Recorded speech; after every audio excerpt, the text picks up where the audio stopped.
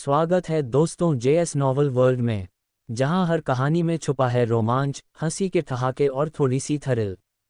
तो तैयार हो जाए, क्योंकि अब शुरू होने वाला है एक नया किस्सा जो आपको ले जाएगा हंसी और रोमांच से भरी इस दुनिया में। आदित्य ने अपनी आत्मिक ऊर्जा को प्रवाहित किया, तब कहीं जाकर वह अपने चेहरे पर आ रही तेज हवा को रोक पाया। उसके मन में आश्चर्य की एक लहर दौड़ गई। अगर वह अपनी सबसे तेज गति और रहस्यमयी हवा तकनीक का भी इस्तेमाल करता, तो भी उसकी गति इसके 30% से भी कम होती। कोई आश्चर्य नहीं कि यह एक 6 सितारा दैत्य पक्षी है। आदित्य ने मन ही मन प्रशंसा की और सोचा, इस गति से काला पहाड़ श्रृंखला तक जाना बहुत आसान है। क्यों न घर पर भी कुछ देर के लिए रुक जाऊं। किशनपुर रक्षाया पंथ के ठिकाने से 2-3 हजार मील दूर था, जिसने आदित्य को थोड़ा बेचैन कर दिया। सूं, चांदी के पंखों वाले गरुड़ ने अपने पंख जोर से फड़फड़ाए और फिर से तेजी पकड़ी। गहरी रात में आदित्य आखिरकार काला पहाड़ श्रृंखला पर पहुंच गया, और कुछ ही देर बाद उसने दूर से किशनपुर को देखा। चांदी के पंखों वाले गरुड़ को नीचे उतारते हुए आदित्य ने ध्यान से देखा और लोहिया निवास में मंद मंद जलती हुई रोशनी को देखा, तब कहीं जाकर उसने राहत की सांस ली। कुछ देर सोचने के बाद आदित्य ने अस्थायी रूप से घर न लौटने का फैसला किया। अन्यथा, ये जानकर कि वह रक्त छाया पंथ के ठिकाने पर हमला करने जा रहा है, उसके पिता और दादा निश्चित रूप से चिंतित हो जाएंगे। वहां कौन है? जैसे ही आदित्य जाने की तैयारी कर रहा था, अचानक एक गगनभेदी आवाज उसके कानों में गूंजी। अगले ही पल, सूं, लोहिया निवास से 3 रोशनी की किरणें आसमान में उठीं और तुरंत आदित्य के सामने पहुंच गईं। बीच में एक मजबूत, मध्यम आयु वर्ग का व्यक्ति था, जिसने शानदार कपड़े पहने हुए थे और जिसके बाल थोड़े भूरे थे। उसका पूरा शरीर एक हल्की सुनहरी चमक में लिपटा हुआ था, उसकी सांसें स्वाभाविक थीं और उसमें एक प्रभावशाली उपस्थिति थी। मध्यम आयु वर्ग के व्यक्ति के बगल में 2 राजसी जानवर थे जो सिंह बाघ जैसे दिख रहे थे, और एक नर्म चमक से घिरे हुए थे। ज्येष्ठ जयंत। मध्यम आयु वर्ग के व्यक्ति को देखकर आदित्य बहुत हैरान हुआ। शानदार पोशाक में मध्यम आयु वर्ग का व्यक्ति जयंत था, जिसने उसे एक शक्तिशाली भूमि स्तरीय शक्ति से बचाया था, और वह यक्षा और जयदेव का तीसरा चाचा भी था। जहां तक 2 राजसी जानवरों का सवाल था, वे सुनहरे सिंह जानवर थे, 4 सितारा शीर्ष स्तरीय दैत्य जानवर जिन्हें जयदेव ने लोहिया निवास में छोड़ दिया था। आदित्य, तो ये तुम हो? आदित्य को पहचान कर जयंत मुस्कुराया और करीब जाने ही वाला था कि चांदी के पंखों वाले गरुड़ की एक नजर ने उसे रोक दिया। दोनों सुनहरे सिंह जानवर और भी ज्यादा डर गए, उनके बाल खड़े हो गए, वे डर से आवाजें निकालने लगे और कांपने लगे। दैत्य जानवरों के बीच पदानुक्रम स्पष्ट था, एक 6 सितारा दैत्य जानवर की भयानक आभा ने उनकी आत्माओं को हिला दिया। आदित्य ने चांदी के पंखों वाले गरुड़ को अपनी आभा को नियंत्रित करने दिया और पूछा, ज्येष्ठ जयंत, आप किशनपुर में क्यों हैं? जयंत ने सांस छोड़ी और जवाब दिया, रक्त छाया पंथ का ठिकाना मिल गया था। सबसे बड़े राजकुमार को डर था कि उनके शिष्य लापरवाही से काम करेंगे, जिससे एक नरसंहार हो सकता है जो किशनपुर को प्रभावित कर सकता है। इसलिए उन्होंने किसी भी दुर्घटना को रोकने के लिए मुझे चीजों की जांच करने के लिए भेजा। धन्यवाद, ज्येष्ठ। आदित्य ने जयंत की ओर हाथ जोड़कर नमस्कार किया, और मन ही मन इस एहसान को याद कर लिया। हालांकि कुछ भी नहीं हुआ था, सबसे बड़े राजकुमार की व्यवस्था ने उनकी अहमियत को दिखाया। हाँ, मैं तो बस फुर्सत में घूम रहा हूँ। तुम्हें मुझे ज्येष्ठ कहने की जरूरत नहीं है। तुम यक्षा के दोस्त हो, तो उसे की तरह मुझे अंकल जयंत कहो। जयंत हंसा, आदित्य की ओर देखा और कहा, आदित्य, मैंने हाल ही में तुम्हारे बारे में काफी अफवाहें सुनी हैं, हर एक उल्लेखनीय। 9% तलवार के सार को समझना और सूर्यवंशी पंथ के शीर्ष 10-20 शिष्यों में से एक बनना। सच में, युवा नायक उभर रहे हैं। जयंत ने बार बार प्रशंसा की, लेकिन मन ही मन वह विचार कर रहा था। जब सबसे बड़े राजकुमार ने उसे आदित्य से मिलवाया था, तो उसे इस बात पर संदेह था कि राजकुमार एक ऐसे व्यक्ति के साथ क्यों जुड़ना चाहते थे जिसे एक अप्रभावी आत्मिक शक्ति माना जाता था। यहाँ तक कि उनकी आखिरी मुलाकात के बाद भी आदित्य का महत्व उसे समझ में नहीं आया था। अब ऐसा लग रहा था कि सबसे बड़े राजकुमार की दूरदर्शिता बहुत तेज थी, उन्होंने दूसरों से बहुत पहले ही आदित्य की क्षमता को देख लिया था, और अब ये छिपा हुआ अजगर बाहर निकल आया था। अंकल जयंत मेरी बहुत ज्यादा प्रशंसा कर रहे हैं। विनम्र होने की जरूरत नहीं है। केवल 9% तलवार के सार को समझना ही तुम्हें तीनों महान पंथों में अलग खड़ा कर देता है। जयंत हंसा और कहा, चलो हम नीचे चलते हैं।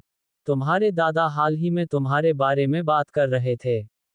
ओह, वह कुछ समय पहले सफलतापूर्वक जागृति नसों की दुनिया में उन्नति कर गए हैं। दादा जागृति नसों की दुनिया में उन्नति कर गए। आदित्य बहुत खुश था, कुछ देर सोचा, और एक भंडारण की अंगूठी निकाली जो उन चीजों से भरी हुई थी जिन्हें वह उपयोग नहीं कर सकता था, जिसमें गुप्त मैनुअल, खजाना, और आत्मिक औषधि और आत्मिक गोली शामिल थी। अंकल जयंत, क्या मैं आपको ये सब मेरे पिता तक पहुंचाने के लिए परेशान कर सकता हूँ? तुम वापस नहीं जा रहे हो। जयंत रुका, चांदी के पंखों वाले गरुड़ की ओर देखा, और कुछ समझ गया, तुम रक्त छाया पंथ के ठिकाने पर छापे में भाग लेने जा रहे हो। हाँ, एक बार यह खत्म हो जाए, तो मैं वापस आ जाऊंगा उन्हें चिंता कराने के बजाय। अच्छा, जयंत ने सिर हिलाया, फिर उसका लहजा गंभीर हो गया, ये लड़ाई कोई छोटी बात नहीं है। रक्त छाया पंथ के ठिकाने के भीतर की ताकत अभी भी अज्ञात है, वहां शक्तिशाली व्यक्ति हो सकते हैं, जबकि अन्य उनसे निपटने के लिए तैयार हैं। तुम्हें अत्यधिक सावधानी बरतनी चाहिए। यदि तुम्हें किसी शक्तिशाली व्यक्ति का सामना करना पड़े, तो तुरंत भाग जाओ, संकोच मत करना। इसके अलावा, हमारा शाही परिवार भी इस घेराबंदी में शामिल है। सबसे बड़े राजकुमार को भी इसमें भाग लेना चाहिए। यदि कोई दुर्घटना होती है, तो तुम उनसे मदद मांग सकते हो। समझ गया। आदित्य ने आकलन किया कि उसे जागृति नसों की दुनिया के शक्तिशाली लोगों से डरने की कोई बात नहीं थी, लेकिन वह इतना अहंकारी नहीं था कि शक्तिशाली विरोधियों का मुकाबला कर सके। अंकल जयंत, क्या रक्त छाया पंथ के ठिकाने के भीतर कोई असली गुरु स्तर के शक्तिशाली लोग हैं? आदित्य को रक्त कौवा गुरु और गुरु तू से मिलने की याद आई। दोनों असली गुरु स्तर के लग रहे थे। असली गुरु स्तर के शक्तिशाली लोग। जयंत ने कुछ देर सोचा, ये बहुत असंभव है। हमारा विशाल देव साम्राज्य विशाल चोल साम्राज्य से सटा हुआ है। जब विशाल चोल महारानी ने रक्त छाया पंथ को नष्ट कर दिया, तो उनके विशेषज्ञ बिखर गए, और कोई भी शेष दक्षिण में वनराज क्षेत्र की ओर भाग गया। हम वनराज क्षेत्र के उत्तरी भाग में हैं, इसलिए यहाँ कोई विशेष रूप से मजबूत विशेषज्ञ होने की संभावना नहीं है। बेशक, अगर हैं भी, तो चिंता करने की जरूरत नहीं है। हालांकि शिष्यों को अनुभव प्राप्त करने के लिए इस लड़ाई में कोई भी बड़ा बुजुर्ग हस्तक्षेप नहीं करेगा, लेकिन तीनों महान पंथों द्वारा 3 सर्वोच्च बुजुर्गों को तैनात किया गया है। आदित्य ने सिर हिलाया, ये समझते हुए कि तीनों महान पंथों ने इस कार्रवाई के लिए सावधानीपूर्वक व्यवस्था की थी। तीनों महान पंथों के सर्वोच्च बुजुर्ग सभी असली गुरु स्तर के शक्तिशाली लोग थे। 3 असली गुरु स्तर के शक्तिशाली लोगों की देखरेख में, भले ही गुरु तू और रक्त कौवा गुरु मौजूद हों, उन्हें कोई परेशानी नहीं पैदा करनी चाहिए। अंकल जयंत, तब मैं चलता हूँ। किशनपुर आपको सौंपा गया है। आदित्य ने विदा ली, और चांदी के पंखों वाले गरुड़ की पीठ पर लौट आया। जयंत ने सिर हिलाया, चिंता मत करो, मेरे यहाँ रहते हुए, रक्त छाया पंथ के शिष्य किशनपुर के पास आने की हिम्मत नहीं करेंगे। धन्यवाद। चांदी के पंखों वाले गरुड़ ने अपने पंख फैलाए और विशाल रात में गायब हो गया। एक अप्रभावी आत्मिक शक्ति के साथ यह हासिल करना, सच में अविश्वसनीय। इस क्षमता के साथ, शायद वह सबसे बड़े राजकुमार को 8वें राजकुमार जयदेव को खत्म करने में मदद कर सकता है। जयंत की सोच रात के आकाश में गूंजती रही। अगले दिन दोपहर में, चांदी के पंखों वाले गरुड़ ने धीरे धीरे अपनी गति धीमी कर दी, बादलों से बाहर निकल रहा था। नीचे एक उदास पहाड़ श्रृंखला फैली हुई थी, जो अंतहीन रूप से फैली हुई थी। आसमान से देखने पर यह धरती पर छिपे हुए एक काले अजगर की तरह दिख रही थी, जिससे एक अदृश्य अशुभ आभा निकल रही थी। लगता है हम पहुंच गए हैं। चांदी के पंखों वाले गरुड़ को धीमा होते देखकर, आदित्य ने अनुमान लगाया कि यह लगभग समय हो गया था और तुरंत धुएं की एक लकीर की तरह नीचे उतरा, तेजी से जंगल के पास से उड़ रहा था। ओह, खून की कितनी भारी गंध है। कुछ ही दूर आगे, आदित्य अचानक से गहराई से हैरान हुआ। हवा खून की बदबू से भरी हुई थी जब उसने अपना सिर घुमाया और आगे के जंगल में कटे फटे शवों को देखा, जहां कई दैत्य जानवर मांस पर दावत कर रहे थे, खून से सने हुए अंग चारों ओर बिखरे हुए थे। सूं आत्मिक ऊर्जा उमड़ पड़ी और आदित्य का रूप तुरंत तेज हो गया, शवों के ऊपर पहुंचने के लिए प्रकाश की एक धारा में बदल गया। ये काले कपड़े पहने लोग रक्त छाया पंथ के शिष्य हैं। और छाया देवी पंथ के शिष्य। जमीन पर 6 शवों को मुश्किल से पहचाना जा सकता था। 4 काले कपड़े पहने पुरुषों के अलावा 2 महिला शिष्य छाया देवी पंथ के आंतरिक पंथ शिष्यों की वर्दी पहने हुए थीं, जिनमें से एक को आदित्य ने पहले देखा था जब वह छाया देवी पंथ में था। हालांकि इस पल गोरी महिला का निधन हो गया था और शव भी दैत्य जानवरों द्वारा पहचान से परे चबाया गया था। उसकी खोखली आंखें आसमान की ओर देख रही थीं। गर आदित्य बहुत तेजी से प्रकट हुआ। केवल इसी क्षण में कई दैत्य जानवरों ने प्रतिक्रिया दी। एक गहरे सियान विशाल भेड़िया बाईं ओर से आदित्य पर दहाड़ते हुए झपटा। आदित्य ने आंखें भी नहीं उठाईं और एक मुक्का मार दिया। धम विशाल बल ने हवा को गाढ़ा कर दिया। विशाल भेड़िए को हवा में ही रोक दिया। अगले ही पल विशाल भेड़िए का विशाल शरीर हवा में ही फट गया और बचे हुए आधे शव सैकड़ों मीटर दूर उड़ गए।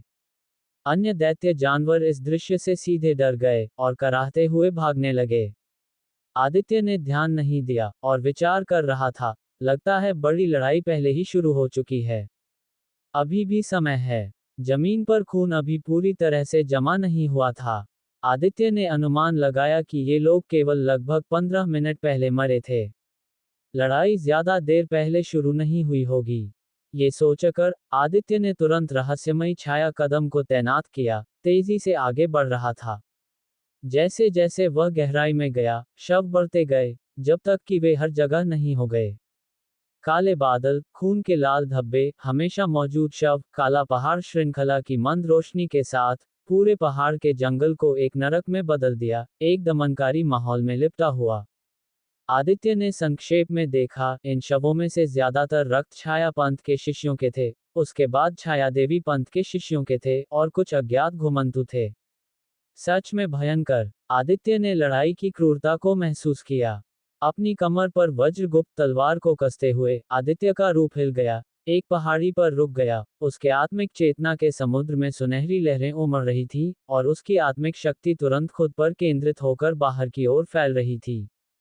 कोई और नहीं है। आत्मिक शक्ति लगभग 10 मील तक फैली, फिर भी कुछ भी नहीं मिला जिससे आदित्य को आखिरकार सुकून मिला। हालांकि ये लोग कुछ समय से मर चुके थे, आत्मिक शक्तियों को संघनित करने में असमर्थ थे, फिर भी उनमें काफी आत्मिक ऊर्जा बची थी। यहाँ आकर आदित्य निश्चित रूप से इसे बर्बाद नहीं होने देगा। हालांकि आत्मिक शक्ति के सार को खाना एक महत्वपूर्ण मामला था, जिसमें सावधानी की आवश्यकता थी। गर आदित्य के पैरों के नीचे से अजगर आकार के प्रेत बिखर गए, चारों ओर के शवों की ओर झपटते हुए। कुछ ही पलों में आदित्य ने आसपास के शवों से सभी अवशिष्ट आत्मिक ऊर्जा को खा लिया, तुरंत अपने भीतर आत्मिक ऊर्जा के उमड़ने को महसूस किया। वज्रगुप्त तलवार के 3 स्वर्गों की खेती के कारण हुई सभी कमियों को फिर से भर दिया, उसे चरम स्थिति में बहाल कर दिया, यहाँ तक कि थोड़ा आगे भी बढ़ गया। बुरा नहीं है, ये यात्रा सार्थक थी। आदित्य खुश हुआ। इस तरह का युद्ध क्षेत्र बस खेती के लिए एक स्वर्ग था। जब तक खाने के लिए पर्याप्त आत्मिक शक्ति का सार था, उसकी खेती निश्चित रूप से तेजी से आगे बढ़ सकती थी। 9वें स्तर की मध्य अवस्था को पार करना कोई समस्या नहीं होगी और उसकी तकनीक निस्संदेह दूसरे स्तर को पार कर सकती थी। एक बार जब उसकी तकनीक दूसरे स्तर को पार कर गई, तो उसकी युद्ध शक्ति दोगुनी हो सकती थी।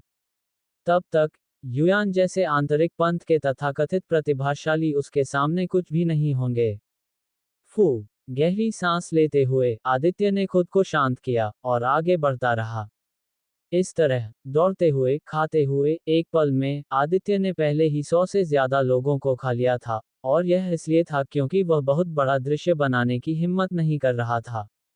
हालांकि इन लोगों की खेती उत्कृष्ट नहीं थी, ज्यादातर जागृति नसों की दुनिया की शुरुआती अवस्था में, यहाँ तक कि कुछ सामान्य नसों की दुनिया के योद्धा भी थे, और चूंकि वे कुछ समय से मर चुके थे, अवशिष्ट आत्मिक ऊर्जा ज्यादा नहीं थी।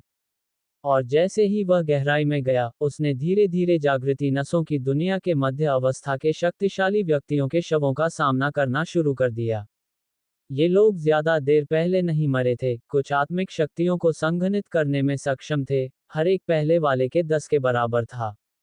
लगता है युद्ध क्षेत्र का केंद्र दूर नहीं है। आदित्य ने जागृति नसों की दुनिया के मध्य अवस्था के 2 शक्तिशाली व्यक्तियों के शवों को खाया और आगे बढ़ रहा था। कुछ ही दूर आगे, आदित्य ने पहली बार जीवित लोगों की सांस को महसूस किया। हालांकि, आभा अराजक थी, जो तीव्र लड़ाई का संकेत दे रही थी। चलो जाकर देखते हैं। रहस्यमयी छाया कदम को तैनात करते हुए, आदित्य का रूप लगभग घने जंगल की छाया में मिल गया, बाहर निकल रहा था। कुछ ही सांसों में, आदित्य एक ऊंचे विशाल पेड़ के ऊपर बैठ गया। नीचे देखने पर, 3 काले कपड़े पहने पुरुष आगे खुले जंगल में 2 छायादेवी पंथ के शिष्यों को घेर रहे थे। सभी पांचों तीसरे स्तर के जागृति नसों की दुनिया के विशेषज्ञ थे, जिनमें खेती का अंतर बहुत कम था। हालांकि, संख्या में लाभ ने 2 महिला छायादेवी पंथ के शिष्यों को कगार पर धकेल दिया, उन्हें बार बार खतरे में डाल दिया। मैंने सुना है कि छायादेवी पंथ की महिला शिष्याएं पूरे साल आत्मिक झरनों में स्नान करती हैं, उनकी त्वचा पानी की तरह चिकनी होती है, और वे महिलाओं में शीर्ष स्तरीय हैं। चलो उन्हें पकड़कर गुरु तू के लिए वापस ले जाते हैं। हे 2 छोटी सुंदरियां, संघर्ष करने का कोई मतलब नहीं है, अब चुपचाप आत्मसमर्पण कर दो। 3 काले कपड़े पहने पुरुष इस बिल्ली और चूहे के खेल में आनंद लेते हुए लग रहे थे। दोनों को उत्सुकता से नहीं मार रहे थे, केवल उन्हें घेर रहे थे और उनका मजाक उड़ा रहे थे। उनके कपड़े थोड़ा थोड़ा करके फाड़ रहे थे, उनके आकर्षण को प्रकट कर रहे थे। 2 छायादेवी पंथ की महिला शिष्यों का चेहरा पीला पड़ गया। एक ने अपने दांत पीस कर कहा, खुश मत हो, हमारी वरिष्ठ बहन जल्द ही यहाँ होगी, और तब तुम सभी बिना दफन स्थान के मर जाओगे। एक पतले और पीले चेहरे वाले काले कपड़े पहने पुरुष ने संकीर्ण, चमकती आंखों से ठंडे होकर हंसा। वरिष्ठ बहन, वे शायद खुद की रक्षा भी नहीं कर सकती, और सभी काला पहाड़ श्रृंखला में दफन हो जाएंगी। हमारे साथ जाना ही तुम्हारे लिए जीने का एकमात्र तरीका है। अगर मैं मर भी जाऊं, तो भी मैं तुम्हें दानवों को लाभ नहीं उठाने दूंगी। बोलने वाली महिला शिष्या, शर्म और गुस्से से भरी हुई, बचने के अभाव को महसूस करते हुए, तुरंत अपनी तलवार को अपने गले पर खींच लिया। मरना चाहती हो, ये तुम्हारे ऊपर नहीं है। बाईं ओर एक भयंकर दिखने वाले काले कपड़े पहने पुरुष ने क्रूरता से मुस्कुराया, एक बड़ा हाथ लहराया, और एक विशाल खूनी हाथ ने लड़की के हाथ से तलवार छीन ली। आदित्य ने अभी अभी ये दृश्य देखा था। चूंकि वे रक्त छाया पंथ के शिष्य थे, उसने बात करने की परवाह नहीं की, उसका रूप चमका, सीधे नीचे की ओर बढ़ रहा था। तुम कौन हो? भयंकर दिखने वाले काले कपड़े पहने पुरुष ने तेजी से प्रतिक्रिया दी, अपने हाथों को अपनी छाती के सामने पार किया, जोर से बाहर की ओर धकेला, भयंकर रक्त रंग की आत्मिक ऊर्जा को एक रक्त रंग के भंवर में बदल दिया, बाहर निकल रहा था। धम, रक्त रंग का भंवर अभी अभी बना था, एक प्राचीन मुके से सीधे टूट गया, और इससे पहले कि भयंकर काले कपड़े पहने पुरुष प्रतिक्रिया दे पाता, उसका सिर एक धमाके के साथ फट गया, उसका शरीर सख्ती से गिर रहा था। मौत को बुलावा, एक और काले कपड़े पहने पुरुष ने चिल्लाया, उसकी 5 उंगलियां खूनी हुक की तरह थीं, आदित्य की खोपड़ी पर झपटते हुए। सावधान रहो। 2 महिला छायादेवी पंथ की शिष्याएं चौंक गईं, जोर से याद दिलाते हुए। आदित्य ने देखा भी नहीं, सीधे रहस्यमयी हवा तकनीक को सक्रिय किया, उसके पीछे आत्मिक ऊर्जा का एक तूफान इकट्ठा कर रहा था। आत्मिक ऊर्जा का तूफान लगातार संघनित होता रहा, अपनी सीमा तक पहुंच गया और फिर विस्फोटक रूप से फट गया। एक धमाके के साथ, दौड़ने वाला काले कपड़े पहने पुरुष विस्फोट की सीमा में था। उसकी सुरक्षात्मक आत्मिक ऊर्जा और शरीर सीधे फट गए, खून और मांस उड़ रहा था। यह एक चाल थी जिसे आदित्य ने रहस्यमयी हवा तकनीक की खेती करते समय कल्पना की थी, जिसे पहली बार वास्तविक युद्ध में इस्तेमाल किया गया था।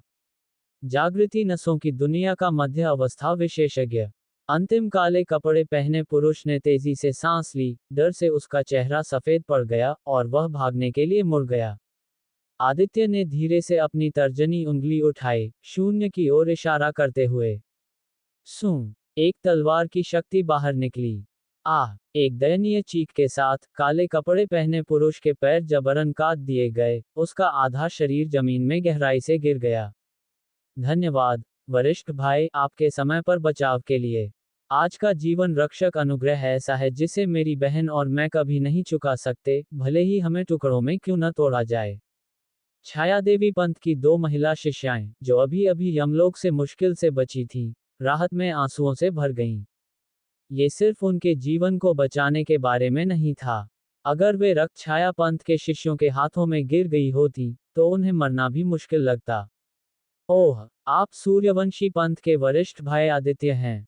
एक और महिला शिष्या ने आदित्य को छायादेवी पंथ के 5 रंगों के मूल वसंत में पहले देखा था और तुरंत चिल्ला उठी, उसके गाल लाल हो गए थे।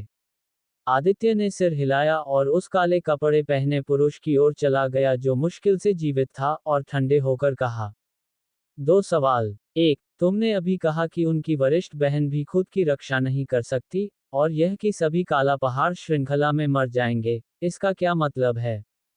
साथ ही, क्या गुरुतु जिसका तुमने उल्लेख किया, असली गुरु स्तर का शक्तिशाली गुरुतु वंशान है? आदित्य ने उसकी जान तुरंत नहीं ली क्योंकि उसे लगा कि तीनों की बातचीत में कुछ और छिपा हुआ था। रक्त छाया पंथ का गढ़ एक भयंकर लड़ाई में बंद था, फिर भी तीनों ने तेजी से भागने की कोशिश नहीं की और यहाँ तक कि महिलाओं को पकड़ने का भी खाली समय था, जो बेहद अजीब था। तुम गुरु तू वंशान का नाम कैसे जानते हो? काले कपड़े पहने पुरुष, जो शुरू में भयंकर दिख रहा था, गुरु तू वंशान का नाम सुनकर उसका चेहरा नाटकीय रूप से बदल गया। आदित्य ने भौं उठाई, क्या ये सच में वही है? वह कहाँ है? काले कपड़े पहने पुरुष की आंखें झिलमिला गईं और वह मुस्कुराया। तुम्हें बताने में कोई बुराई नहीं है।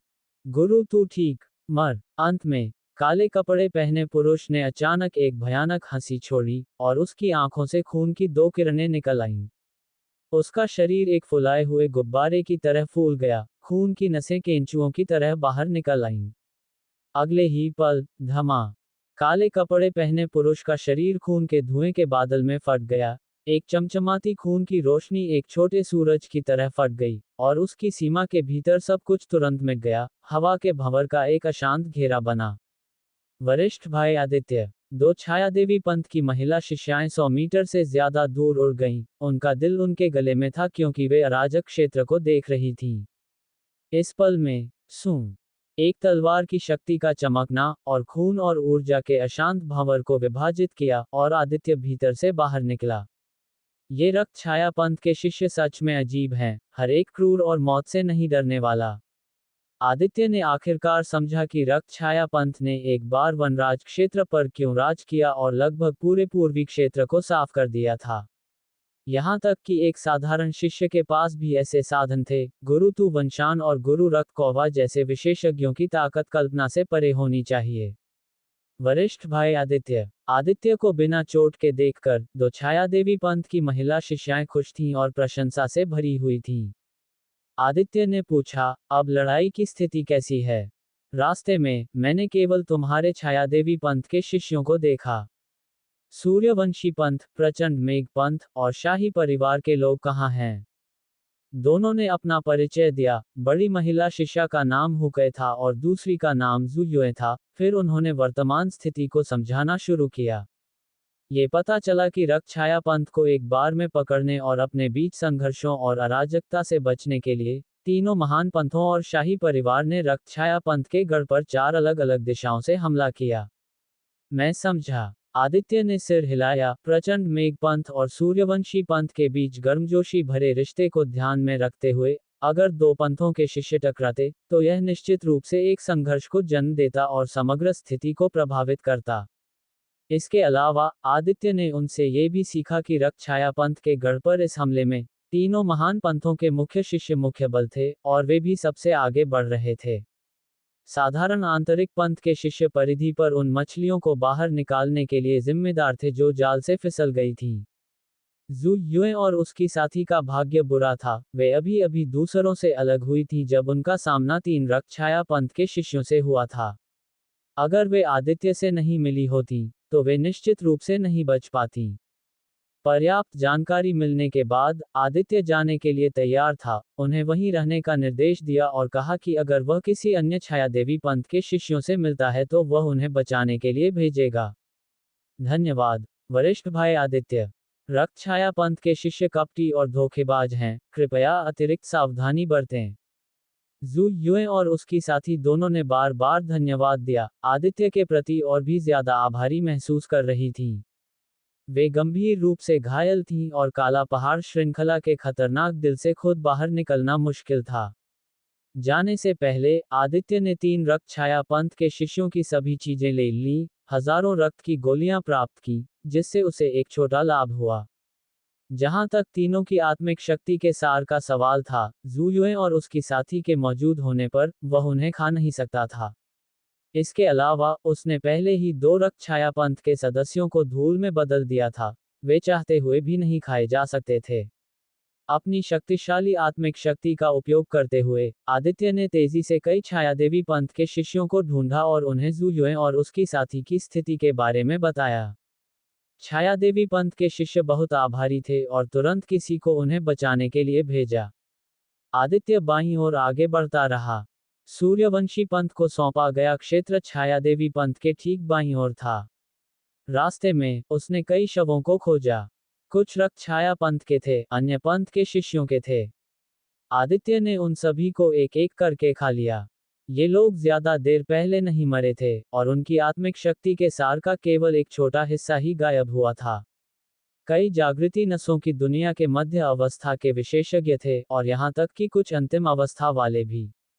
उन्हें खाने के बाद प्रभाव चौंकाने वाले थे। जैसे ही आत्मिक शक्ति में हर एक तारा रोशन हुआ, आदित्य के शरीर में दूसरा आत्मिक ऊर्जा का निवास अब सिर्फ एक आत्मिक ऊर्जा का भंवर नहीं था, उसने धीरे धीरे अजगर के रूप के परिवर्तन के लक्षण दिखाना शुरू कर दिया। बुरा नहीं है, इसी तरह खाते रहो और यह ज्यादा देर नहीं लगेगा कि दूसरा आत्मिक ऊर्जा का निवास अजगर के रूप में बदल जाएगा, तकनीक के दूसरे स्तर को पार कर जाएगा। इस तरह मेरे पास एक ऐसा हथियार होगा जो 9% तलवार के सार के बराबर होगा, यहाँ तक कि 3 गुना ज्यादा मजबूत भी। आदित्य का दिल उत्साह से भर गया और उसकी गति 3 गुना तेज हो गई। इस पल में अचानक दूर घने जंगल में 2 रूप चमके, तेजी से और पागलपन से दौड़ते हुए। आदित्य ने अपनी भौहें उठाईं और ऊपर देखा। दोनों सूर्यवंशी पंथ के आंतरिक पंथ शिष्य की वर्दी पहने हुए थे, खून से लथपथ थे, चेहरे पीले थे, घबराहट में भाग रहे थे।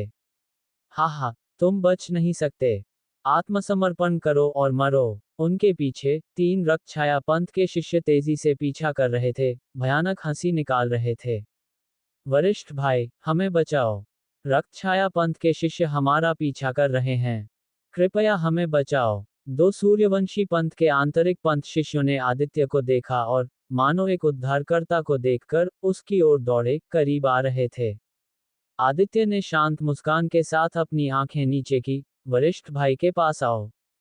धन्यवाद, वरिष्ठ भाई। 2 सूर्यवंशी पंथ के आंतरिक पंथ शिष्यों का चेहरा खुशी से भर गया, लेकिन अंदर उनके आंखों में एक भयानक ठंडी हंसी आ गई। वे अभी अभी आदित्य के बगल में पहुंचे थे। अचानक सूं, एक तलवार की रोशनी की चमक और दोनों ने केवल अपनी गर्दन पर एक ठंडक महसूस की क्योंकि दुनिया पागलपन से घूमना शुरू हो गई। धम धम, 2 बिना सिर के शव हवा से गिर गए। क्या? 3 पीछा कर रहे रक्त छाया पंथ के शिष्य चौंक गए। एक ने बुरी तरह से चिल्लाया, तुम इतने निर्दयी, तुमने अपने साथियों को भी मार डाला। तुम्हारी योजना अच्छी थी, लेकिन अफसोस, मुझसे मिलकर तुम्हारी किस्मत केवल एक रास्ते पर तय है, मौत। आदित्य ने शांत होकर कहा। शुरू में उसने कुछ भी संदिग्ध नहीं देखा था। दुर्भाग्य से ये 2 सूर्यवंशी पंथ के शिष्यों का रूप धारण करने वालों पर शाही महल का प्रतीक चिन्ह था। आंतरिक पंथ चौक पर घटना के बाद आंतरिक पंथ में शाही महल का कौन सा शिष्य उसे नहीं पहचानेगा। उन पर हत्या की मंशा ने इस बात की पुष्टि की।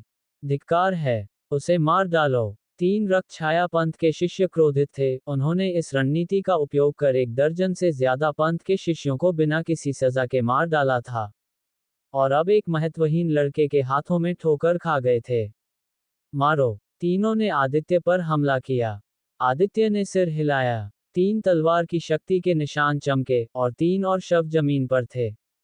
आदित्य ने अपनी वज्रगुप्त तलवार को वापस रख दिया, 5 रक्त छाया पंथ के शिष्यों के शवों को इकट्ठा किया और तुरंत खाने की प्रक्रिया शुरू करने के लिए अपने शरीर के भीतर 9 रंगों के तराजुओं को सक्रिय किया। गर एक अजगर आकार का प्रेत दहाड़ा एक अदृश्य चूसने वाले बल को बाहर निकालते हुए और कई शिष्यों की आत्मिक शक्तियों को जबरन निकाल लिया गया। आदित्य के शरीर में बाढ़ आ गई। साथ ही आदित्य के शरीर में दूसरा आत्मिक ऊर्जा का निवास तेजी से तराजुओं और पंजों के साथ और ज्यादा अलग हो गया। शुरू में जागने की कगार पर एक सोए हुए असली अजगर का रूप ले लिया, धीरे धीरे एक दुर्जय ऊर्जा की आभा निकल रही थी। लगभग समय हो गया है। आदित्य की आवाज में खुशी की एक झलक थी। इन रक्त छाया पंथ के शिष्यों में सबसे मजबूत केवल जागृति नसों की दुनिया के 7वें स्तर की शुरुआती अवस्था में था। हालांकि क्योंकि उन्हें अभी अभी मारा गया था, उनकी आत्मिक शक्ति का सार अभी तक गायब नहीं हुआ था, जिससे खाने के प्रभाव असाधारण रूप से शक्तिशाली थे। अगर इन लोगों से आत्मिक शक्ति का सार 10 गुना था, तो पहले खाए गए उसी स्तर के शवों ने 30% से कम, कभी कभी 10% भी नहीं दिया। इन जैसे 100 और शवों के साथ, तकनीक निश्चित रूप से पार हो जाएगी। आदित्य ने चुपचाप गणना की। सामान्य परिस्थितियों में 100 से ज्यादा मध्य अवस्था के जागृति नसों की दुनिया के विशेषज्ञों को खाना निस्संदेह मुश्किल होगा। हालांकि काला पहाड़ श्रृंखला में, जो कत्लेआम और मौत से भरा हुआ था, यह एक चुनौतीपूर्ण काम नहीं था।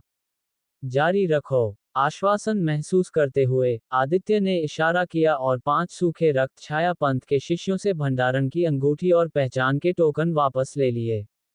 पहचान के टोकन रक्त छाया पंथ के शिष्यों को मारने के सबूत के रूप में काम करते हैं और उन्हें पंथ के योगदान बिंदुओं के लिए बदला जा सकता है। सब कुछ दूर रखने के बाद आदित्य क्षेत्र में गहराई से चला गया। वह जितना गहरा गया, घने जंगल पर लटकी हुई जहरीली धुंध उतनी ही घनी होती गई, आसमान को अवरुद्ध कर रही थी और पेड़ों के ऊपर दमनकारी रूप से नीचे दब रही थी। ये धुंध अत्यधिक जहरीली थी, यहाँ तक कि जागृति नसों की दुनिया में रहने वाले भी सांस लेने पर अपनी आत्मिक ऊर्जा के परिसंचरण को प्रभावित होते हुए पाएंगे। आत्मिक शक्ति कुछ हद तक बाधित होगी और भटकाव शुरू हो जाएगा। फिर भी आदित्य के लिए, जिसके पास शक्तिशाली आत्मिक शक्ति थी, प्रभाव न्यूनतम था, जिससे उसकी आत्मिक शक्ति को मील तक आसानी से फैलने दिया गया। इस लाभ का उपयोग करते हुए आदित्य जीवित रक्त छाया पंथ के शिष्यों की तलाश करते हुए यात्रा कर रहा था।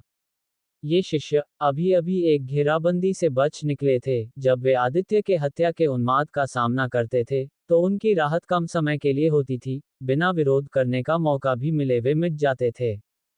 थोड़े समय में आदित्य ने 34 और रक्त छाया पंथ के शिष्यों का वध कर दिया और रास्ते में खाए गए शवों के साथ उसके शरीर में एक शक्तिशाली नदी की तरह आत्मिक शक्ति का सार जमा हो गया, जो तकनीक के दूसरे स्तर के करीब आ रहा था।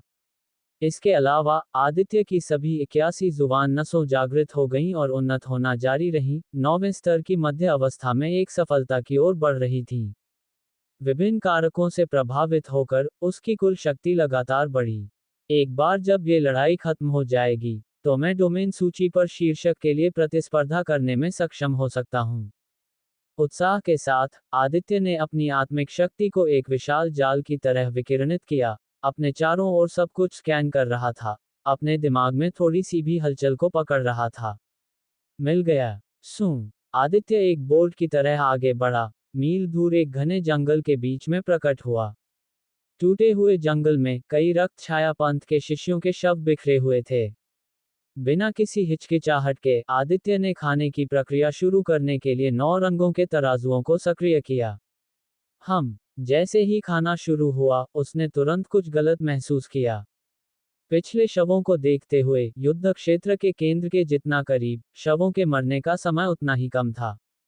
ये लोग स्पष्ट रूप से ज्यादा देर पहले नहीं मरे थे, फिर भी उनका ज्यादातर सार रक्त गायब हो गया था। उनकी त्वचा सिकुड़ गई थी, मानो वे बहुत पहले मर गए हों।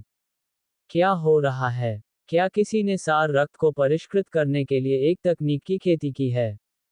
आदित्य ने अपनी भौहें गहरी कर ली, इसे समझ नहीं पा रहा था, और अपने रास्ते पर चलता रहा।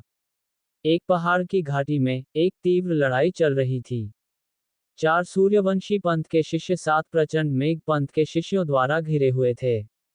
2 रक्तछाया पंथ के शिष्यों के शवों के अलावा एक सूर्यवंशी पंथ के आंतरिक पंथ शिष्य का शव गहरे लाल खून से सने हुए धरती के बीच पड़ा था। चंदन रक्तछाया पंथ के गढ़ पर हमला करने के लिए 3 पंथों के एकजुट होने के साथ हमें रक्तछाया पंथ के बचे हुए लोगों को खत्म करने के लिए मिलकर काम करना चाहिए। तुम ऐसे समय में हम पर कैसे हमला कर सकते हो? क्या तुम रक्तछाया पंथ की मदद नहीं कर रहे हो और एक जासूस की तरह काम कर रहे हो?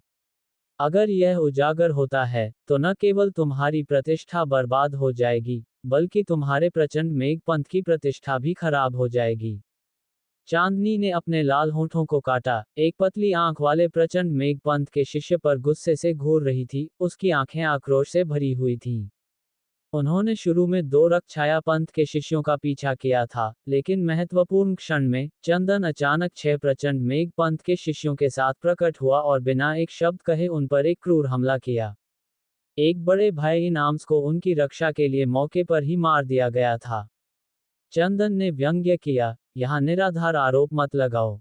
मैं रक्तछाया पंथ के शिष्यों को मारना चाहता हूँ, लेकिन तुम भी नहीं जियोगे।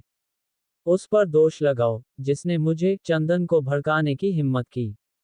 हा हा हा। चंदन ने एक लंबे, एक हाथ वाले युवा की ओर इशारा किया। वह लक्षित था, आदित्य का बाहरी पंथ में साथी शिष्य। एक पिछली पंथ मिशन के दौरान चंदन और लक्षित का एक संघर्ष हुआ था, जहां चंदन का थोड़ा सा चेहरा उतर गया था। खांसी। लक्षित हंगामे के दौरान गंभीर चोटों से पीला चेहरा, हल्के से खांसा और आगे बढ़ा, चंदन को एक गहरी आवाज में संबोधित करते हुए। मैं पूरी जिम्मेदारी लूंगा, चंदन। ये तुम्हारे और मेरे बीच है, न कि उनके। मैं रुकूंगा। तुम जो चाहो करो, लेकिन उन्हें जाने दो। भाई लक्षित। चांदनी की अभिव्यक्ति नाटकीय रूप से बदल गई। लक्षित ने सिर हिलाया, नुकसान को पहचानते हुए, क्योंकि विरोधियों की संख्या ज्यादा थी, जिसमें 9वें स्तर की जागृति नसों की दुनिया के चरम पर एक मुख्य शिष्य था। जबकि उनकी तरफ सबसे मजबूत केवल 5वें स्तर पर था, घायल था, बिना झुके, वे सभी आज यहां मर सकते थे। हा हा। चंदन ने तिरस्कार पूर्वक हंसा, अब तुम हार मान रहे हो। क्या तुम पहले काफी अहंकारी नहीं थे? बहुत बुरा, बहुत देर हो चुकी है। तुम्हें मारना या 2 को मारना एक ही है। तुम में से कोई भी आज यहाँ से जीवित नहीं जाएगा। तुमने काफी रक्तछाया पंथ के शिष्यों को मारा होगा, जो हमारे लिए सुविधाजनक है। पास में एक कड़ाईदार कपड़ों में लंबा युवा भड़क गया और आग्रह किया, चंदन, जल्दी करो और इसे खत्म करो। मुझे भाई युयान के साथ फिर से मिलना है। ये चंदन का बड़ा भाई था। चंदन हैन, 9वें स्तर की जागृति नसों की दुनिया की मध्य अवस्था में एक शक्तिशाली मुख्य शिष्य। ठीक है, हमला करो। मैं खुद इस अपंग से निपटूंगा। एक जोर से चिल्लाहट के साथ, चंदन ने लक्षित की ओर एक अंतिम कौशल हमला शुरू किया। धम। लक्षित ने एक हथेली से जवाब दिया, दोनों चंदन की तरह दूसरे स्तर की जागृति नसों की दुनिया के अंतिम अवस्था में थे।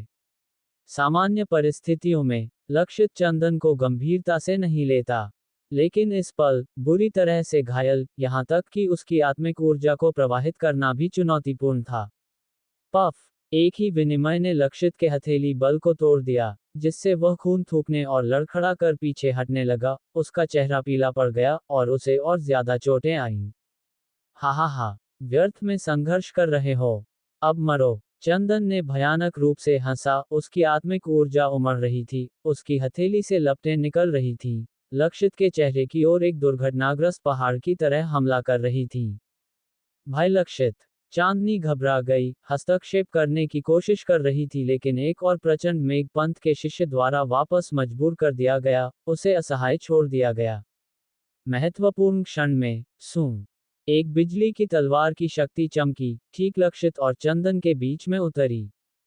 चंदन का पूरा दाहिना हाथ कट गया, उड़ गया, जमीन पर गिर गया। अपनी नंगी कलाई को घूरते हुए, चंदन प्रतिक्रिया करने से पहले जम गया, कटे हुए हाथ को पकड़कर और चीखने लगा। आह, मेरा हाथ, मेरा हाथ, कौन, कौन है? सूं। कोई लक्षित के बगल में धीरे से उतर गया, वह आदित्य था। रास्ते में, उसने ऐसे शवों की खोज की थी जिनसे ज्यादातर सार रक्त गायब हो गया था, जिससे आगे खाना बेकार हो गया था। इसलिए वह आसमान के माध्यम से उड़ गया, आगे बढ़ रहा था, और अभी अभी घाटी के ठीक ऊपर पहुंचा था। आदित्य भाई, आदित्य! सूर्यवंशी पंथ के कुछ शिष्य पहले हैरान हुए, फिर खुशी से झूम उठे। चांदनी की आंखें तो लाल हो गईं। आदित्य ने बुरी तरह से घायल लक्षित को देखा और माथे पर बल डालकर कहा, तुम घायल हो। जिंदगी के आगे थोड़ा बहुत घाव कुछ भी नहीं है। अच्छा हुआ तुम समय पर आ गए। आदित्य को देखकर लक्षित ने चैन की सांस ली। अभी अभी उसे लगा था कि उसका अंत निश्चित है। अपनी जिंदगी की तो उसे ज्यादा परवाह नहीं थी, लेकिन उसे डर था कि कहीं उसकी वजह से चांदनी और दूसरे लोग भी मुसीबत में न फंस जाएं। बड़े भाई, इसे मार डालो मेरे लिए। मार डालो। इसके टुकड़े टुकड़े कर दो। आह, मेरा हाथ! चंदन अभी भी चीख रहा था, अपने खून से लथपथ कटे हुए हाथ से आदित्य की तरफ इशारा करते हुए। वह पूरी तरह पागल लग रहा था। चंदन का चेहरा गुस्से से तमतमा रहा था, अभी अभी निकली तलवार की शक्ति इतनी तेज थी कि उसे प्रतिक्रिया करने का भी समय नहीं मिला। उसने आदित्य को परखा और पाया कि वह केवल जागरण शिरा क्षेत्र के 9वें स्तर के शुरुआती चरण में था, तो उसके चेहरे पर एक ठंडी मुस्कान आ गई। लड़के, तुम में दम तो है। मेरे भाई का हाथ काट डाला, इसका बदला तुम अपनी जान देकर ही चुका सकते हो। मैं तुम्हें एक मौका देता हूँ, घुटने टेक कर मौत को स्वीकार करो और मैं तुम्हें जल्दी मौत दूंगा। अभी घुटने टेक कर मौत स्वीकार करो। चंदन के वहां मौजूद होने के कारण प्रचंड मेघपंथ के अन्य शिष्यों ने आदित्य को बिल्कुल भी भाव नहीं दिया और जोर से चिल्लाने लगे। एक शक्तिशाली जागरण शिरा क्षेत्र के 9वें स्तर के मध्य चरण का योद्धा उसे धमकी दे रहा था।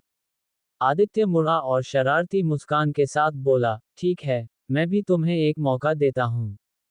अपनी पूरी ताकत लगा दो। हमला करो। याद रखना, तुम्हारे पास केवल एक मौका है। हाँ, एक मामूली जागरण शिरा क्षेत्र के 9वें स्तर के शुरुआती चरण वाला मेरे सामने आकर दिखा रहा है। तो फिर मैं तुम्हें पूरा कर देता हूँ। मैं तुम्हारी हड्डियां तोड़कर इस जमीन पर बिखेर दूंगा।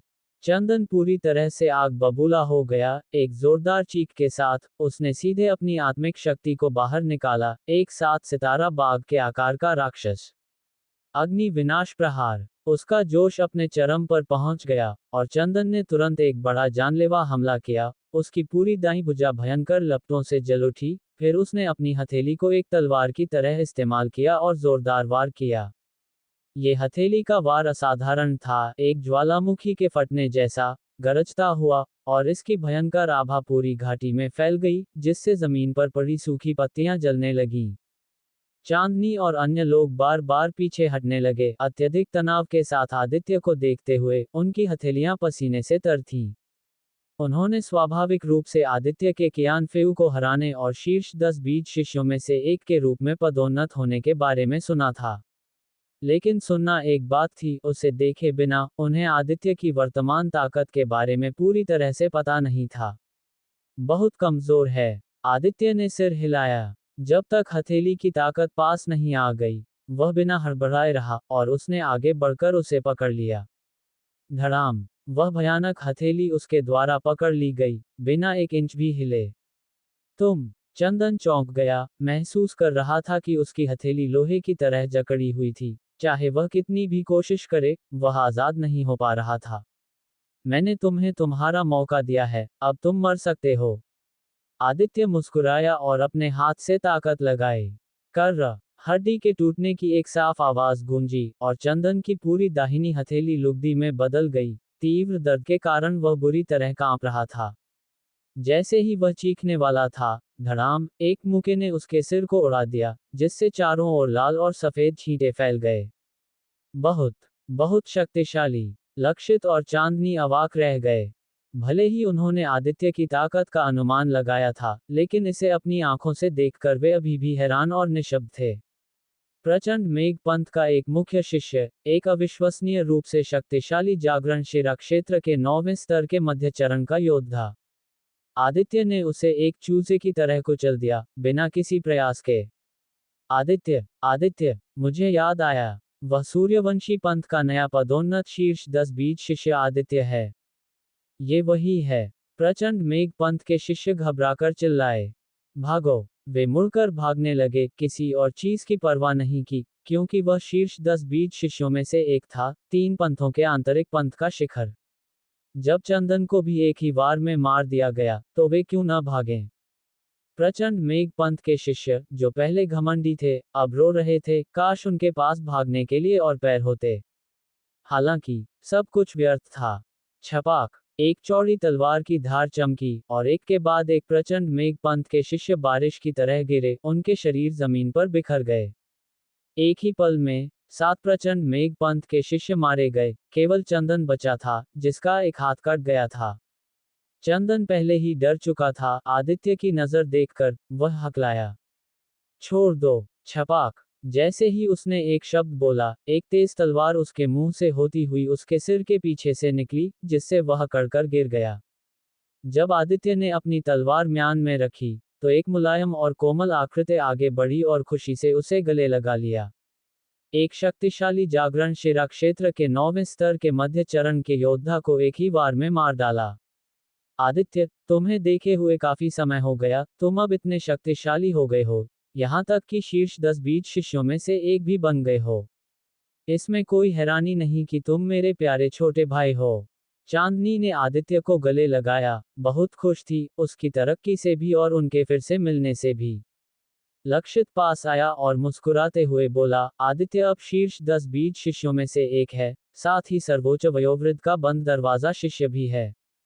क्या तुम उसे बड़े भाई नहीं बुलाओगी?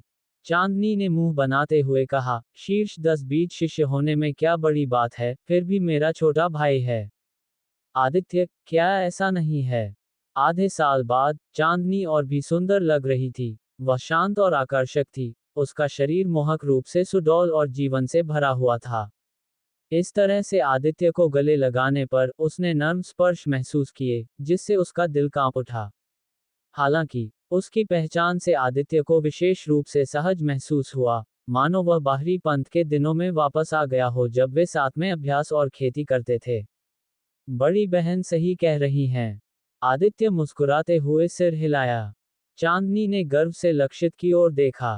प्रणाम, आदित्य भाई, आपका बहुत बहुत धन्यवाद, आदित्य भाई, हमें बचाने के लिए। सूर्यवंशी पंथ के 2 और शिष्य आगे बढ़कर उसका अभिवादन करने लगे, सम्मानपूर्वक, उनकी आंखों में प्रशंसा भरी थी। आदित्य ने सिर हिलाया, चारों ओर बिखरी लाशों पर नजर डाली, और कहा, जल्दी से यहाँ से चले जाओ और ठीक से ठीक होने के लिए एक जगह ढूंढो। ये जगह लड़ाई के केंद्र के करीब थी, विभिन्न पंथों के शिष्य एक साथ मिल गए थे, संभवतः प्रचंड मेघ पंथ के शिष्यों द्वारा खोजे जाने की संभावना थी। जैसे ही वह बोल रहा था, आदित्य ने बची हुई रक्त गंभीरी निकाली और चांदनी को दे दी। यह 1000 साल की ताकत वाली रक्त गंभीरी है। चांदनी थोड़ी हैरान थी, आदित्य के स्वभाव को जानते हुए, उसने आगे मना नहीं किया और सीधे रक्त गंभीरी स्वीकार कर ली, सलाह देते हुए। आदित्य, आगे रक्त छाया पंथ का गढ़ है, वहां लड़ाई बहुत तीव्र है, कथित तौर पर 2 शीर्ष 10 बीज शिष्य मारे गए हैं। बहुत सावधान रहना, खुद पर बहुत ज्यादा जोर मत डालना। मैं समझ गया, आदित्य ने सिर हिलाया। बात करते करते, मरे हुए सूर्यवंशी पंथ के शिष्य के शरीर को पहले ही इकट्ठा कर लिया गया था। शव को देखकर, चांदनी ने अपने लाल होंठों को काटा, उसकी आंखें कुछ लाल थीं। अगर हमारी रक्षा नहीं की होती, तो यू भाई। सिर हिलाते हुए, चांदनी ने लक्षित और अन्य लोगों के साथ जाने से पहले आदित्य को कई बार फिर से याद दिलाया, यू भाई के शरीर को लेकर। उनकी दूर होती आकृतियों को देखते हुए, आदित्य ने एक पल के लिए उदासी महसूस की। इस रास्ते में, उसने बहुत ज्यादा खून और मौत देखी थी। खेती के रास्ते पर, ये लाशों का पहाड़ और खून का सागर है, जिसमें ज्यादा लोग गिरते हैं, लाशों के पहाड़ और खून के सागर का हिस्सा बन जाते हैं। ज्यादा ऊंचाइयों तक पहुंचने के लिए, कोई केवल इन हड्डियों पर कदम रखकर आगे बढ़ सकता है। फूह, गहरी सांस लेते हुए, आदित्य ने 7 प्रचंड मेघ पंथ के शिष्यों और रक्त छाया पंथ के शिष्यों की लाशों को इकट्ठा करना शुरू कर दिया। चंदन के शरीर पर नजर डालते हुए, आदित्य ने सोचा, जागरण शिरा क्षेत्र के 9वें स्तर के मध्य चरण का एक शक्तिशाली व्यक्ति। उनकी आत्मिक शक्ति सार को निगलने के बाद, जुबान लॉन्ग तकनीक दूसरे स्तर पर पहुंच जानी चाहिए। अपने उत्साह को दबाते हुए, आदित्य ने तुरंत निगलना शुरू कर दिया। अरे, क्या हो रहा है? जैसे ही निगलना शुरू हुआ, आदित्य चौंक गया। उसने अपनी आंखें खोली, पूरी तरह से अविश्वास से भरी हुई थीं। आदित्य ने अपने सामने 9 लाशों को देखा, उसकी भौहें गहरी चढ़ गईं। ये लोग साफ तौर पर अभी अभी मरे थे। उनमें से 7 प्रचंड मेघपंथ के आंतरिक पंथ के शिष्य थे, जिन्हें उसने खुद मारा था। उनके शरीर में अभी भी थोड़ी गर्माहट थी। तार्किक रूप से, इतने कम समय में, उनके सार ऊर्जा का कोई नुकसान नहीं होना चाहिए था। फिर भी तथ्य यह है कि प्रचंड मेघपंथ के 7 शिष्यों के सार ऊर्जा पहले ही आंशिक रूप से बिखर चुकी थी। जहां तक रक्त छाया पंथ के 2 शिष्यों की बात थी, ये और भी अतिरंजित था। उनकी सार ऊर्जा कम से कम 30 या 40% बिखर चुकी थी। क्या वे लाशें भी हो सकती हैं? आदित्य को उन लाशों की याद आई जिनकी सार ऊर्जा पहले बहुत ज्यादा बिखर गई थी। उसने मूल रूप से सोचा था कि किसी और ने सार रक्त को परिष्कृत करने के लिए एक तकनीक का विकास किया था और वे वहां पहले पहुंच गए थे। या शायद ये रक्त छाया पंथ के शिष्य थे। रक्त छाया पंथ के शिष्य अपनी क्षमता को प्रोत्साहित करने के लिए मानव सार रक्त को परिष्कृत करने की अपनी क्षमता के लिए जाने जाते हैं। ये लंबे समय से कोई रहस्य नहीं रहा है, लेकिन अब ऐसा लगता है कि ऐसा नहीं है। अपने मन को शांत करते हुए, आदित्य ने तुरंत अपनी आत्मिक शक्ति को पूरी तरह से बाहर निकाला, ध्यान से महसूस करते हुए। अजीब। एक पल बाद, आदित्य ने अपनी आंखें खोली। जमीन पर खून के धब्बों को घूरते हुए, उसकी नजर कुछ अजीब थी। उसकी आत्मिक समझ में, लाशें लगातार खून से लथपथ सार ऊर्जा की लंटें बिखेर रही थीं। ये खून से लथपथ सार ऊर्जा, मुश्किल से दिखाई दे रही थी, धरती की गहराई में समा गई और फिर, जैसे कि किसी शक्ति द्वारा आकर्षित की गई हो, सभी एक ही दिशा में बहने लगीं। आदित्य इसकी जड़ तक पहुंचना चाहता था और यह पता लगाना चाहता था कि इसके पीछे किस तरह का रहस्य छिपा है। हालांकि, आत्मिक शक्ति के साथ धरती में घुसना पहले से ही बेहद मुश्किल था, और यहाँ काला पहाड़ श्रृंखला में, धरती विभिन्न अराजक आभाओं से भरी हुई थी, जिससे घुसना और भी मुश्किल हो गया था। आदित्य की आत्मिक शक्ति की ताकत के साथ, जब पूरी तरह से लगाया गया, तो ये केवल 1000 मीटर से थोड़ा ज्यादा धरती में फैल सकता था। इससे पहले कि इसकी सीमा तक पहुंच जाता, आगे बढ़ने में असमर्थ था। भले ही उसने इसके पीछे की जड़ नहीं पाए, आदित्य ने एक और आश्चर्यजनक खोज की। धरती के नीचे, रक्त की लंटें, नदियों के मिलने की तरह, एक ही दिशा में सभी दिशाओं से एक नदी की तरह बह रही थीं। ये दिशा वही पहाड़ की चोटी थी जिसकी ओर चांदनी ने पहले इशारा किया था। ये रक्त छाया पंथ के गढ़ का केंद्र भी था। आदित्य ने उस पहाड़ की चोटी की ओर देखा। वह केवल पूरे आकाश को हत्यारे आभा से भरा हुआ देख सकता था। बिजली और गड़गड़ाहट चमक रही थी। इतनी दूरी से भी, भयंकर लड़ाई और लड़ाई की चीखें साफ सुनाई दे रही थीं। मुझे आश्चर्य है कि वहां वास्तव में क्या छिपा है। आदित्य को अप्रत्याशित रूप से दिल में भारीपन महसूस हुआ, एक नैगिंग फीलिंग के साथ कि रक्त छाया पंथ के गढ़ पर यह घेराबंदी उतनी आसानी से नहीं जा सकती जितनी उम्मीद थी। भूल जाओ, पहले खेती करना बेहतर है और जुबानलॉन्ग तकनीक को क्षेत्र के दूसरे स्तर तक उठाने का प्रयास करो। अभी ज्यादा सोचना मदद नहीं करेगा। केवल एक ही रास्ता था कि किसी भी बदलाव के अनुकूल होने के लिए अपनी ताकत को ज्यादा से ज्यादा बढ़ाया जाए। यदि जुबानलॉन्ग तकनीक दूसरे स्तर तक पहुंच सकती, तो वह दोगुनी युद्ध शक्ति को बाहर निकालता, जिससे कुछ भी अप्रत्याशित होने पर भी बहुत ज्यादा आत्मरक्षा मिलती। लाशों का सार रक्त हर पल बिखर रहा था, इसलिए आदित्य ने आगे देरी नहीं की, अपनी टांगें मोड़कर बैठा और सीधे उसे निगलना शुरू कर दिया। गरज। एक ड्रैगन की गर्जना गूंजी, सिवाय रक्त छाया पंथ के 2 शिष्यों के जिन्होंने बहुत ज्यादा सार रक्त खो दिया था, वे आत्मिक शक्ति को संघनित करने में असमर्थ थे। प्रचंड मेघ पंथ के 7 शिष्यों की आत्मिक शक्तियां सभी सफलतापूर्वक छीन ली गईं, आदित्य के शरीर में रशिंग हो गईं। धड़ाम। 7 धाराओं की आत्मिक शक्ति का सार, जिसमें चंदन की 7 सितारा आत्मिक शक्ति भी शामिल थी, भले ही इसका एक हिस्सा बिखर गया था, इकट्ठा किया गया सार आश्चर्यजनक रूप से मजबूत था। एक भयंकर बाढ़ की तरह, आदित्य के शरीर के मेरिडियन से होते हुए उसके डांटियन में रशिंग हुआ। आदित्य के मार्गदर्शन में, आत्मिक शक्ति का सार लगातार सार ऊर्जा हवेली की ओर उमड़ रहा था जिसका पहले से ही एक ड्रैगन जैसा रूप था। कुछ 7 से 8 हिस्से बने थे। इससे सार ऊर्जा हवेली की छिपी हुई गति तेज हो गई। हर सर्पिल के साथ उसके शरीर पर शल्क ज्यादा वास्तविक और स्पिरिटेड हो गए, मानो बंद ड्रैगन की आंखें किसी भी पल खुल सकती हों। 7 हिस्से की समानता, 8 हिस्से, 9 हिस्से। आखिरकार, गरज। एक गूंजती ड्रैगन की गर्जना आदित्य के डांटियन से फूट पड़ी, क्योंकि दूसरी ड्रैगन आकार की सार ऊर्जा हवेली ने अपना परिवर्तन पूरा कर लिया था। ड्रैगन की आंखें खुल गईं, एक दिव्य प्रकाश से चमकती हुई, जैसे बादल में उड़ता हुआ एक सच्चा ड्रैगन। इस पल में, भान, आदित्य से जबरदस्त चीफोर्स का एक उछाल निकला, पूरी घाटी में स्वीपिंग हुआ, हवा पानी की तरह कांप रही थी। आखिरकार तोड़ दिया। आदित्य ने अपनी आंखें खोलीं, बेहद खुश था, तुरंत अपने अंदर 2 ड्रैगन आकार की सार ऊर्जा हवेलियों को सक्रिय किया। गरज। ड्रैगन की गर्जना के साथ 2 ड्रैगन आकार की सार ऊर्जा हवेलियां तेजी से घूमने लगीं।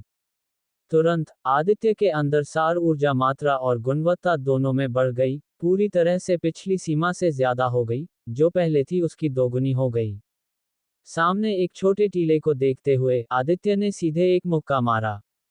धड़ाम। सघन मुक्के की शक्ति घाटी से गुजरी और छोटा टीला बिना किसी निशान के गायब हो गया, केवल कई मीटर गहरे एक विशाल मुक्के का निशान बचा।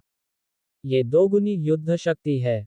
एक साधारण मुक्का मेरे सामान्य पूर्ण शक्ति वाले हमले के बराबर है। आदित्य अविश्वसनीय रूप से चौंक गया था। जब उसने यू लानिक्सन से लड़ाई की थी, अगर वह जुबानलॉन्ग तकनीक के दूसरे स्तर में सफल हो गया होता, तो उसे इतनी मेहनत नहीं करनी पड़ती, बस कुछ ही चालों में परिणाम तय हो जाता। शायद एक ही चाल में। अच्छे मूड में, आदित्य ने तुरंत जुबानलॉन्ग तकनीक को हटा दिया, तुरंत एक खालीपन महसूस हुआ। इन छोटे पलों में, उसकी काफी सार ऊर्जा कंज्यूम्ड हो गई थी। जुबानलॉन्ग तकनीक का दूसरा स्तर वास्तव में जबरदस्त रूप से शक्तिशाली है। हालांकि, खपत भी ज्यादा हो जाती है। लेकिन ये बुरा नहीं है। आखिरकार, दोगुनी युद्ध शक्ति को बाहर निकालने में सक्षम होने पर, खपत का महत्वपूर्ण न होना कोई रास्ता नहीं है। अब से, मैं इसे एक तुरुप का पत्ता मानूंगा।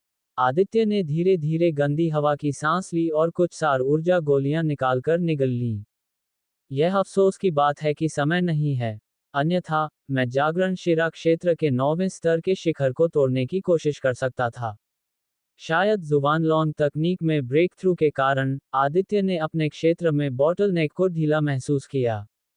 अगर उसके पास समय होता, तो उसे 60-70% यकीन होता कि वह जागरण शिरा क्षेत्र के 9वें स्तर के शिखर को तोड़ सकता है। हालांकि, ये स्पष्ट रूप से उस ब्रेक थ्रू के लिए जगह नहीं थी। सिर हिलाते हुए, आदित्य ने हत्यारे इरादे से ढकी पहाड़ की चोटी की ओर देखा, उसकी नजर तेज थी। चलो देखते हैं। छू! एक झटके में, आदित्य आगे बढ़ा। इस बार, उसने आगे देरी नहीं की, मिस्ट शैडो स्टेप को चरम पर धकेल दिया, उसका शरीर एक तैरती हुई रोशनी और परछाई की तरह वॉइड से गुजर रहा था। रास्ते में, पहाड़ों और जंगलों में आकृतियां ज्यादा बार दिखाई दीं। 3 महान पंथों के शिष्य थे, रक्त छाया पंथ के शिष्य थे, और विभिन्न वेशभूषा में विभिन्न जियांगहू विशेषज्ञ थे। रक्त छाया पंथ के शिष्य बहुत कमजोर थे, कुछ तो टोंगशान रेल्म के मार्शल आर्टिस्ट भी थे, जिनमें आदित्य की दिलचस्पी नहीं थी। जब तक वह किसी को स्ट्रगलिंग करते हुए नहीं देखता, तभी वह मदद करने के लिए हस्तक्षेप करता। हम यहाँ आ गए। जल्द ही, आदित्य उस पहाड़ की चोटी पर पहुंच गया जिसकी ओर चांदनी ने इशारा किया था। दूर से यह ज्यादा नहीं लग रहा था, लेकिन पास से, पहाड़ की चोटी अविश्वसनीय रूप से राजसी थी, हजारों मीटर ऊंची थी, बंजर और नुकीली चट्टानों से भरी हुई थी, जैसे जमीन पर फैला हुआ एक विशाल जानवर। इस पल में, पूरी पहाड़ की चोटी लड़ाई की पुकारों से गूंज रही थी, क्योंकि 3 महान पंथों के शिष्य और सभी पक्षों के शक्तिशाली योद्धा लगातार पहाड़ पर उसकी चोटी की ओर हमला कर रहे थे, वे पहले ही उसके मध्यखंड से ऊपर पहुंच चुके थे। ज्यादा से ज्यादा काली बिंदियां लगातार पहाड़ की चोटी से नीचे उतर रही थीं। ये काली बिंदियां सभी रक्तछाया पंथ के शिष्य थे। आकाश और जमीन पर हर जगह आकृतियां भयंकर रूप से लड़ रही थीं। लाशें बिखरी हुई थीं, खून ने चट्टानों को लाल कर दिया था। साथ में काला पहाड़ श्रृंखला के अप्रेसिव बादल थे, एक गंभीर रूप से तनावपूर्ण और भयानक माहौल बना रहे थे, बस इसे देखने से ही डर लग रहा था। तो दोस्तों, ये था आज का सफर जेएस नॉवल वर्ल्ड के साथ। जहां हर कहानी में होता है ट्विस्ट और थोड़ी सी मस्ती। अगर आपको मज़ा आया तो लाइक, शेयर और सब्सक्राइब करना मत भूलिएगा। मिलते हैं अगले एपिसोड में, तब तक बने रहिए जेएस नॉवल वर्ल्ड की अद्भुत दुनिया के साथ।